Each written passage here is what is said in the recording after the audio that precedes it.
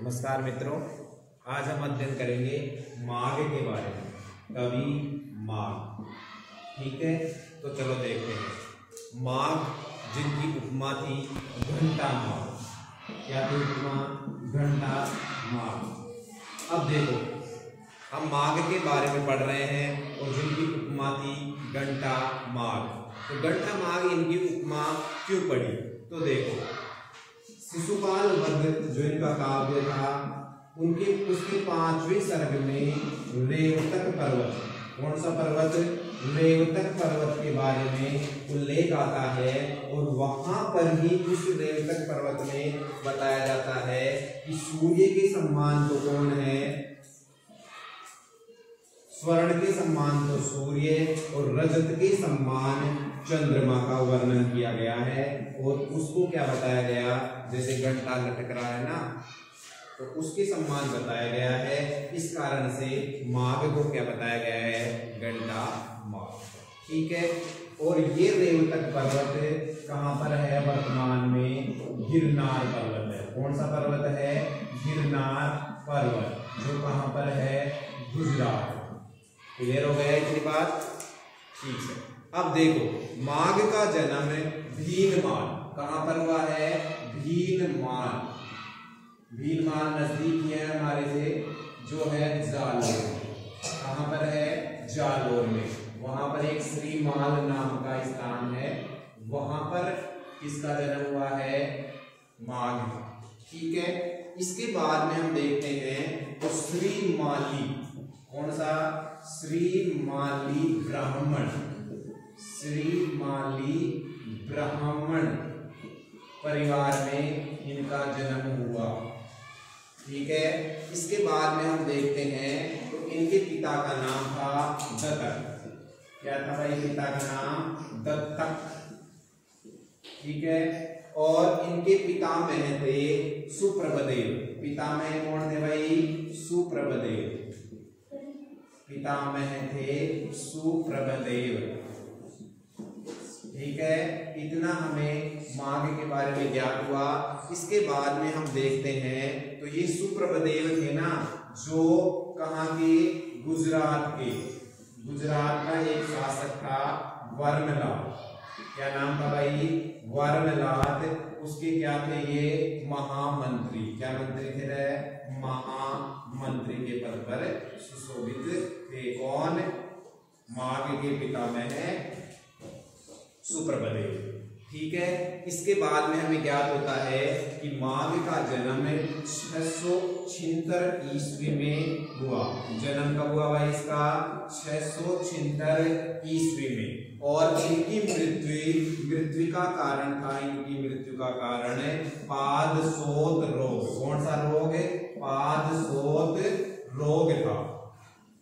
ठीक है, इसके बाद में हमें पता चलता है क्या कि इनकी रचना जो आपको बता दिया गया है कौन सी है? शिशुपाल वध। और नाम से ही पता चल रहा है कि यहाँ पर शिशुपाल का क्या हुआ होगा? वध हुआ होगा। और किसने किया? श्री कृष्ण भगवान ने किया।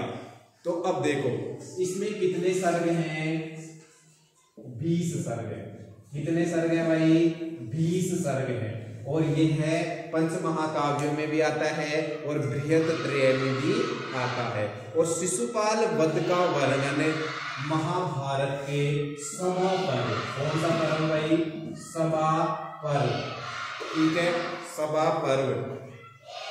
सभा पर्व में आता है। और इसके अलावा यह भागवत, यह किस पर आधारित है? सभा पर्व, जो महाभारत का पर्व है, आदि पर्व, सभा पर्व, वन पर्व। वन पर्व पर किरातार्जुनीय महाकाव्य आधारित था। और इस पर कौन है? भागवत गीता पर और भागवत पुराण पर और सभा पर्व पर ये शिशुपाल वध आधारित है। तो अब देखते हैं कि इसकी रीति कौन सी है? गोडी रीति। शिशुपाल वध की कौन सी रीति है? गोडी रीति। और इनका प्रिय छंद मालिनी है। प्रिय छंद कौन सा है? मालिनी। प्रिय छंद कौन सा है भाई? मालिनी।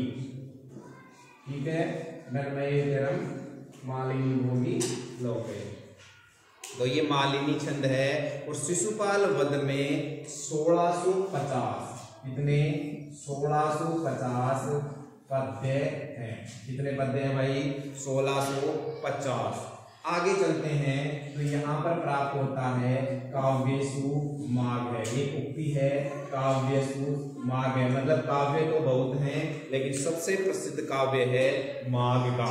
और माघ का प्रसिद्ध कौन है शिशुपाल वध, इसीलिए उक्ति है काव्येषु माघ है। आगे आता है माघे संधि त्रयोगुणा।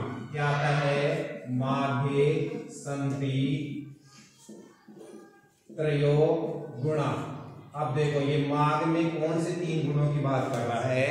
उपमा कालिदासस्य भारवेर अर्थ गौरवम दंडी न पदलालित्यम माघे संति त्रयोगुणा।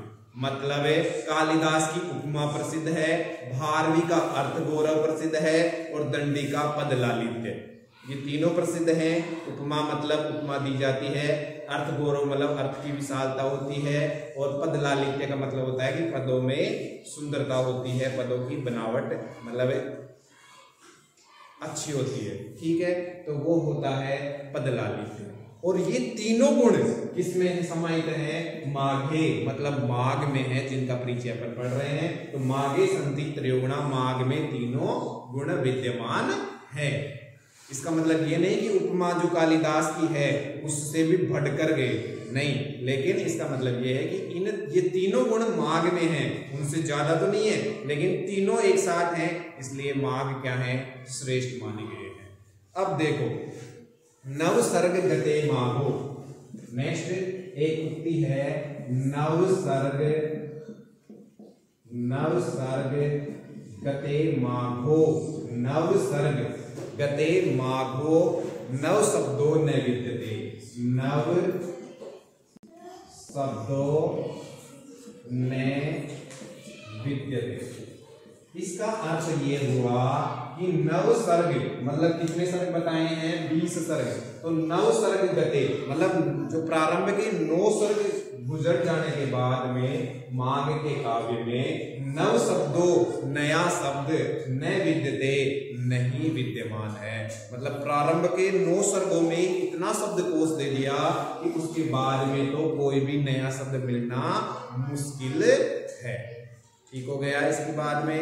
ठीक है, अब देखो यहाँ पर ये शिशुपाल वध के प्रारंभ शब्द भी क्या है श्री है और अंत भी क्या है श्री है, प्रारंभ में भी और अंत में भी। तो ये भी कहा जा सकता है ये क्या है श्रीयंत काव्य है। कौन सा काव्य है भाई ये श्रीयंत काव्य है। ठीक है, इसके बाद में एक उक्ति देखते हैं तावद भारवेर भाति।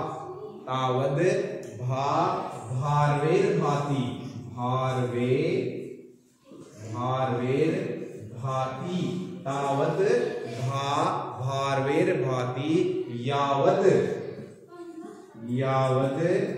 माघस्य नवोदय न उदय। इसका अर्थ ये है कि तावद जब तक तब तक भारवेर भाति मतलब भारवी की चर्चा थी, भारवी की विशिष्टता, भारवी का एक अलग महत्व था। यावत जब तक माघस्य न उदय, माघ का उदय नहीं होता है, माघ का जन्म नहीं होता है। अगर जिस माघ का जन्म होने के बाद में शिशुपाल वध के बारे में चर्चा होने के बाद में भारवी की जो ख्याति थी वो एक तरह से विलुप्त सी हो गई। इसीलिए कहा गया है तावद भारवेर भाति यावद माघस्य न उदय, मतलब भारवी की ख्याति तब तक ही थी जब तक माघ का उदय नहीं होता है। इसके बाद में एक उक्ति और है मुरारी पद चिंता की। मुरारी पद चिंता से मुरारी पद चिंता तेत तदा मागे रतिम कुरु। तदा मागे रतिम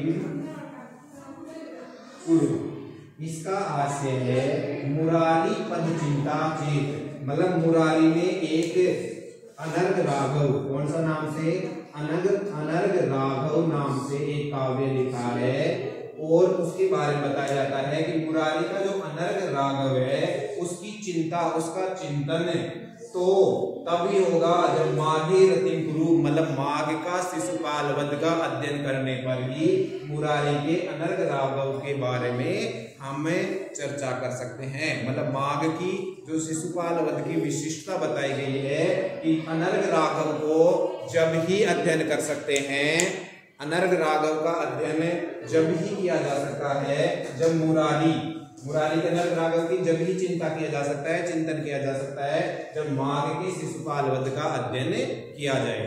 मतलब माघ का शिशुपाल वध का अध्ययन करने के बाद ही इस अनर्घ राघव का अध्ययन करना संभव है, वरना वो संबंध में नहीं आएगा।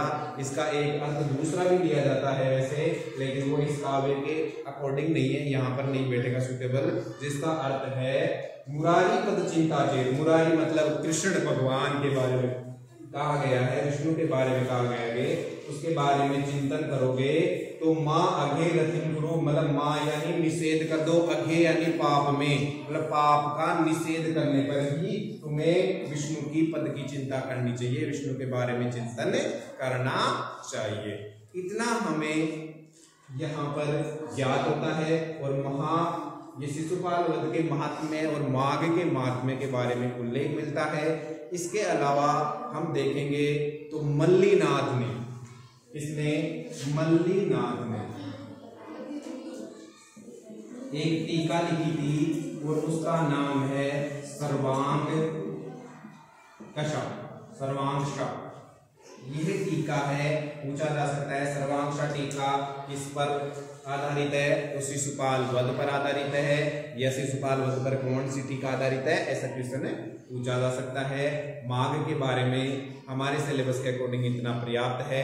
इसकी जो उक्तियां हैं उनका अध्ययन हम और अलग से करेंगे, सभी का करेंगे। रामायण पढ़ ली अपन ने, किरातार्जुनीय पढ़ ली, महाभारत पढ़ ली, इनकी जो मुख्य सूक्तियां हैं उनका अध्ययन हम अलग से करेंगे। तो आपको अगर ये वीडियो अच्छा लगे तो लाइक शेयर सब्सक्राइब जरूर करें।